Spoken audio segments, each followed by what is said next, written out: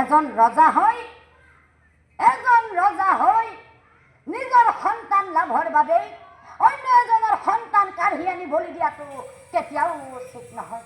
নাই অসম্ভৱ। এই বলি